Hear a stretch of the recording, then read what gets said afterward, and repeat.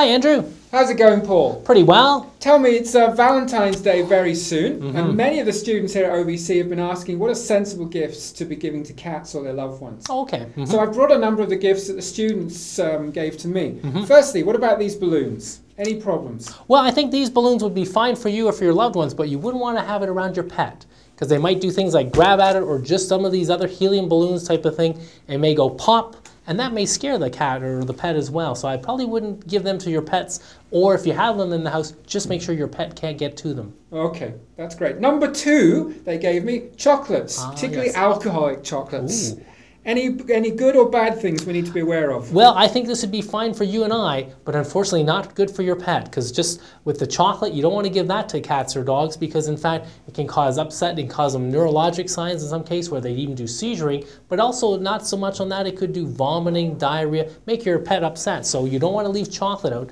And one of the problems for things like Valentine's Day is sometimes people are getting lots of chocolates and they're leaving them around the house. And so you need to be careful that it's not left in a place where your pet might get into them. Okay, but you're saying if I left the lid off, the cats actually would preferentially eat them? Oh, I think so. I think these guys would be pretty interested in them. Okay, so keep the lid on them and keep them away from the cats. Yeah, and alcohol, never a good idea for your pet. Okay. Number three, the students gave me. Here's a Valentine's rose.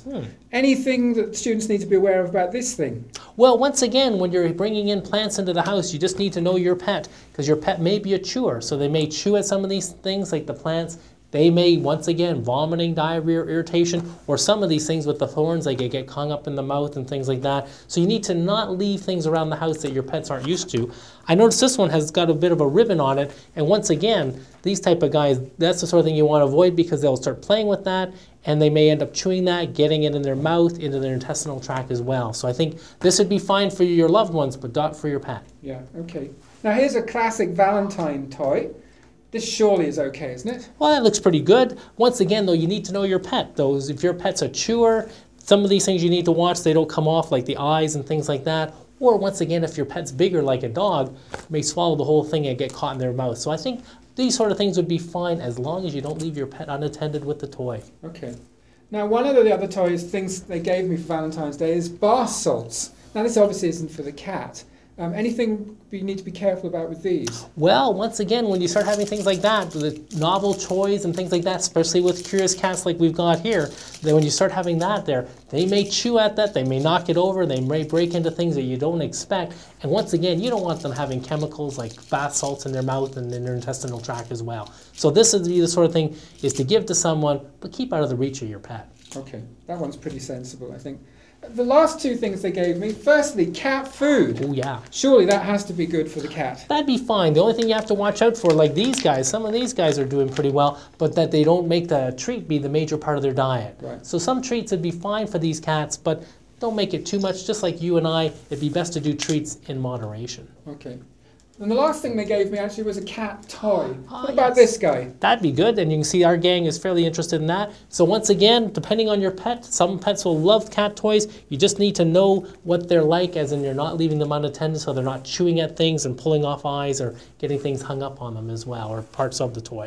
So, I mean, the bottom line is just common sense in keeping an eye on your cat. Yeah, and just with all the excitement of the Valentine's Day with the gifts, the chocolates and things like that, just keeping your pets involved in it, but on the other hand, don't leaving them unattended with the different aspects. And lastly, I mean, it's obviously midwinter at the moment. The groundhog's just seen his shadow, so we're going to have a good few more weeks of winter. 6 more weeks of winter, according to the groundhog.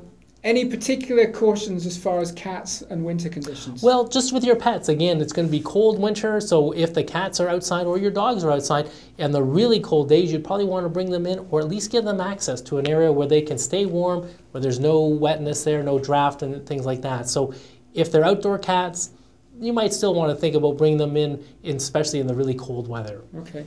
The other thing you'd want to watch in some of the really cold weather, cats and other wildlife may like the fact that your car or your vehicle is warm and they may get up underneath there. So sometimes what you need to do before you start it up is to honk the horn or hit the trunk aspects to tell the cats or the wildlife to get out of your vehicle you're about to start up. Okay. And lastly, antifreeze. There's a particular concern with that, isn't there? Yeah, antifreeze has always been a problem. The ethylene glycol, is it sweet? Cats and dogs like to chew on it or lick it, but in fact it can be very toxic to their kidneys and can actually cause kidney failure.